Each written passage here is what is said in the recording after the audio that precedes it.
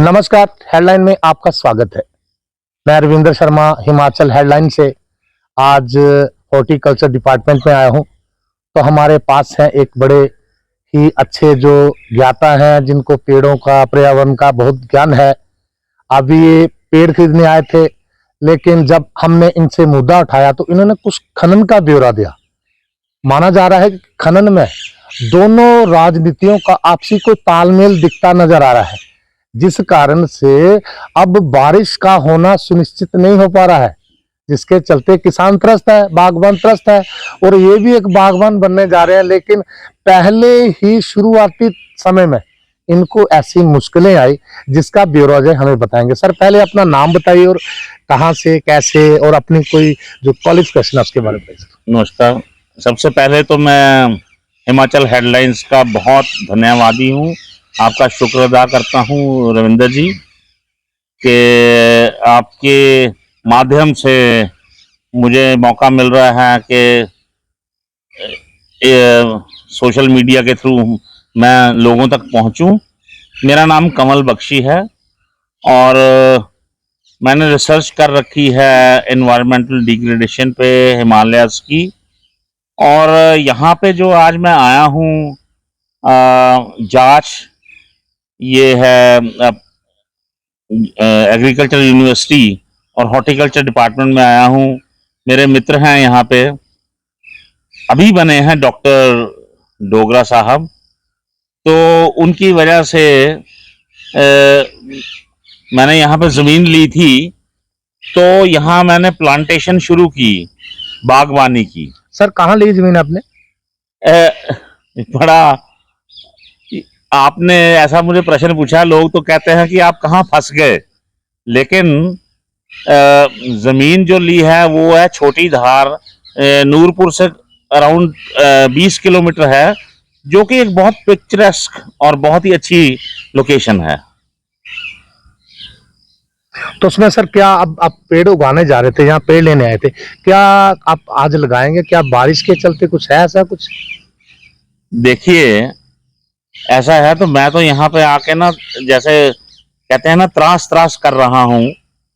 Global warming की वजह से यहाँ का पर्यावरण इतना खराब हो गया है। वैसे तो सारे ही दुनिया का हो गया, लेकिन जो ज्यादा असर पड़ा है ना, एज अ ज्योग्राफर, जो हिमालयन रीजन्स हैं वहाँ ग्लोबल वार्मिंग का सबसे ज्यादा प्रभाव पड़ रहा है। तो ये आउटर हिमालयाज का, बाहरी हिमालयाज का क्षेत्र है, तो यहाँ पे तो बहुत ज्यादा पड़ रहा है। जो बारिश के दिन थे, आज मॉनसून्स के दिन थे, यहाँ खाली जा रहे हैं। और मैं नहीं समझता कि यहाँ का जो किसान है अपना निर्वाह, अपना गुजारा वो कैसे कर पाएगा, क्योंकि यहाँ पे तो इरिगेशन के साधन भी नहीं है और वो सिर्फ वर्षा के ऊपर ही, बरानी खेती के ऊपर ही निर्भर है। तो ये तो बहुत बुरा हाल है यहाँ का। कारण क्या रहे होंगे इसके साथ? नहीं, कारण तो देखिए, अब मैं एक बात कहना चाहता हूँ कि मोहम्मद इकबाल साहब, जिन्होंने ये रविंदर जी सारे जहां से अच्छा हिंदुस्तान हमारा, ये लिखा था, तो उन्होंने एक और बात भी लिखी थी कि यहाँ हर चमन पे, कहता, उन्होंने कहा था कि यहाँ हर चमन पे उल्लू बैठा है, अंजामे गुलिस्तां का क्या होगा। तो चमन के बर्बादी के लिए तो सिर्फ एक ही उल्लू काफी है। यहाँ तो अफसरशाही ले लीजिए या आप राजनीतिक लोग ले लीजिए, मुझे तो ऐसा लगता है कि सारे ही उल्लू बैठे हैं और यहाँ पे तो हमारे देश का तो प्रभु ही जो है वाली वारिस है। और इसमें मैं आपको एक बात और कहना चाहूंगा कि विंस्टन चर्चिल, जो इंग्लैंड के प्राइम मिनिस्टर भी रहे हैं, उन्होंने आज से 65-70 साल पहले एक बात लिखी थी कि आप हिंदुस्तानियों को ये दे तो रहे हैं सारी ताकत और सारा राज, लेकिन ये एक दिन सिर्फ और सिर्फ धर्म के नाम पे लड़ेंगे और राज्य करेंगे, और इस राज्य का, इस देश का, इस क्षेत्र का कोई भी किसी तरह का विकास की वो नहीं सोचेंगे। वो सिर्फ अपना पेट भरने के लिए काम करेंगे। ये तो बिल्कुल मैं कोट करता हूं, मैं आपको भेज भी दूंगा। सर ऐसे अब आपको कैसी दिक्कतें आ रही हैं बारिश ना होने से? पेड़ असलियत में आपने जो बताया मंत्री हैं, कुछ अफसरशाही है, लाल फीताशाही है, राज उनका है, लेकिन असलियत में जो बारिश नहीं हो रही है अब हिमाचल प्रदेश में, पंजाब बाउंड्री में भी आपके घर हैं, गुरदासपुर शायद, तो यहाँ हिमाचल के मूल निवासी हैं आप, तो कारण क्या हो रहा है? किस कारण से ये बारिश में कमी आई है, इसके बारे में थोड़ा। देखिए, ये एक छोटा मुद्दा नहीं है, ये बहुत बड़ा मुद्दा है। इसमें आप मुझे अगर एक कारण पूछेंगे तो एक कारण नहीं है। इसमें यहाँ पे जो नेता हैं और अफसर हैं, उनके पेट का सवाल है। उनके पेट की भूख ही नहीं खत्म हो रही, तो वो अपनी धरती माँ को हर तरह से बेचना उनको गवारा है। उनको ये नहीं पता कि अगर धरती माँ बिक गई और हमारा देश बिक गया, हमारा पर्यावरण प्रदूषित हो गया, तो यहाँ क्या होगा। तो उनकी बड़ी एक संकीर्ण सोच है, जिसकी वजह से वो अपने छोटे छोटे प्रॉफिट्स को लेके अपना घर भर रहे हैं। जैसे आप बात कर लीजिए डिफॉरेस्टेशन की, जैसे आप बात कर लीजिए माइनिंग की, जैसे आप बात कर लीजिए यहाँ पे अनवांटेड इंडस्ट्रीज की। तो मैं समझता हूँ प्लानिंग तो यहाँ कोई है नहीं है, सिर्फ और सिर्फ रेड टेपिज्म और तानाशाह और अफसरशाह अपना घर भर रहे हैं। ये देश तो सिर्फ इनके लिए रह गया, एक आम पब्लिक के लिए रह नहीं गया। और यहाँ पे तो पर्यावरण खराब हो रहा है, मेरे को बहुत इस बात का दुख है। सर पंजाब हिमाचल प्रदेश का ये सीमावर्ती क्षेत्र है, आपको पता है चक्की नदी भी किनारे किनारे बहती है, और भी खड्डे हैं, जबर खड्ड है। यहाँ पे आपने अभी अवैध खनन का मुद्दा छेड़ा था, मतलब मैं अवैध नहीं बोल सकता हूँ, खनन का मुद्दा छेड़ा था, तो उसमें थोड़ी नजर डालिए, क्या मुद्दा है वो सर आपके नजरिए में? शर्मा जी, देखिए, खनन तो टोटली ही अवैध है जो चल रहा है। उनको आगे का 50 साल का पता नहीं, वो आज का काम कर रहे हैं, अपना पैसा बटोर रहे हैं। आप चक्की की ही बात कीजिए, तो चाहे पंजाब में आए कांग्रेस की सरकार, चाहे पंजाब में आए आपकी सरकार, चाहे यहाँ पे संतलिप्त हो बीजेपी के लीडर्स, पंजाब की भी बात वही है और हिमाचल की भी बात वही है। इनको एनवायरमेंटल डिग्रेडेशन से कोई लेना देना नहीं, इनको इकोलॉजिकल इम्बैलेंस से कोई लेना देना नहीं। इतना ज्यादा खनन कर दिया, जो मशीनें लगी हुई हैं डाउन द स्लोप रिवर में, वो इतनी लगी हैं कि आपके तो यहाँ पुल भी नहीं बचेंगे, बह ही रहे हैं। और इसके साथ इतना ज्यादा सॉइल इरोजन हो रहा है, और उसके हिसाब से यहाँ पे रीफॉरेस्टेशन नहीं हो रही है, जो कि मैं समझता हूँ जो कैचमेंट एरिया है हिमाचल का, वहां पे बहुत जरूरी है। उस कैचमेंट एरिया पे अफॉरेस्टेशन, रीफॉरेस्टेशन की बहुत जरूरत है। कागजों में होता होगा, वैसे तो नहीं है।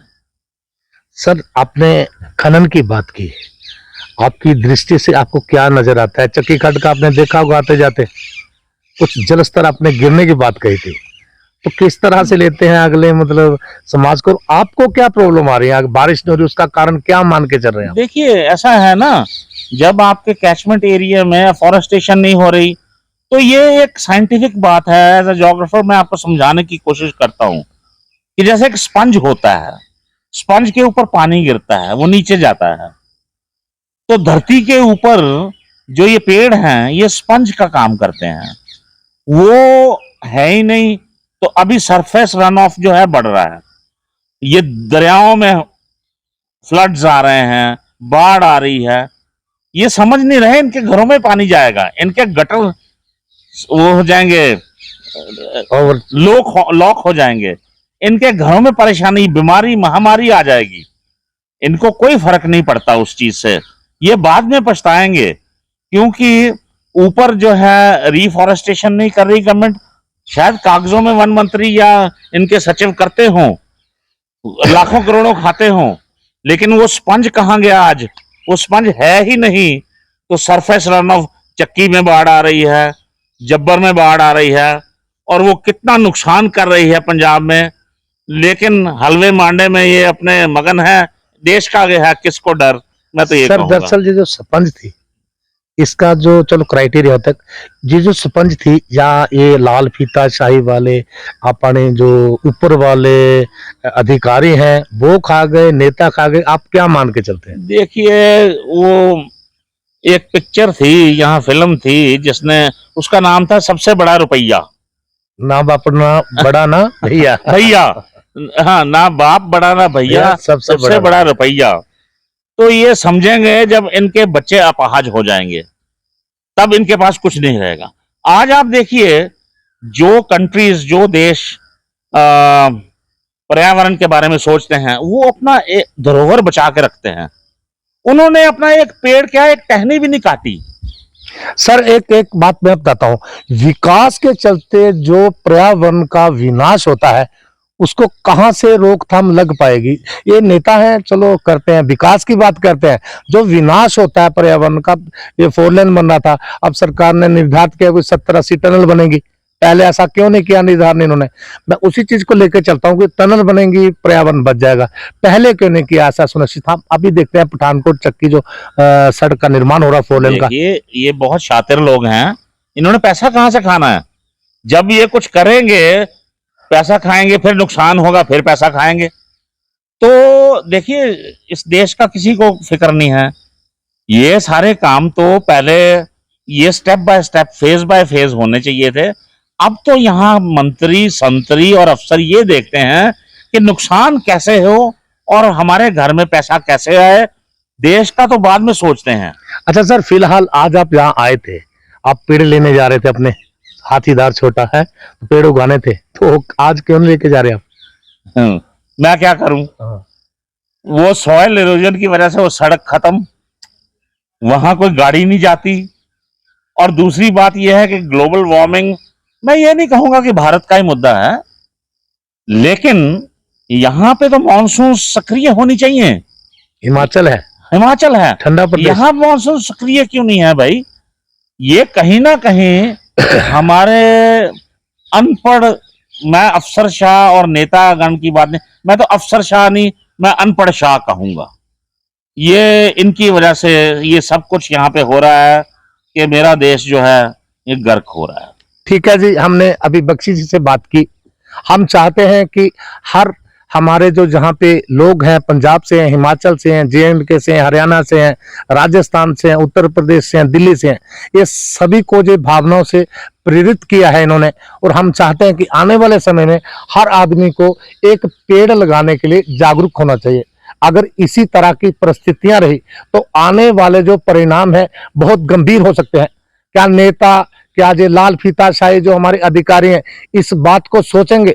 इतना समय वाहनों में गुजार देते हैं, पेट्रोलियम सरकार देती है, गरीब का वो कमाया हुआ पैसा जो इनके काम आता है उनसे जो वेतन लेते हैं, अगर थोड़ा थोड़ा समय ये लोग पेड़ लगाने में लग जाए, जे समाज की सेवा है। मिलके आपसे बहुत अच्छा लगा और मैं चाहता हूं हिमाचल प्रदेश सरकार से कि इनके द्वारा दिए गए कुछ एडवाइजरी जो इन्होंने अपने हिसाब से दी है उनको पुनः उसके लिए विचार किया जाए और आने वाले समय को, जो हमारे आने वाली पीढ़ियां हैं, उनको गंभीरता से लेते हुए इस समस्या का समाधान करने के बारे सोचा जाए। हिमाचल हेडलाइन के लिए रविंदर शर्मा। शर्मा जी, मैं एक बात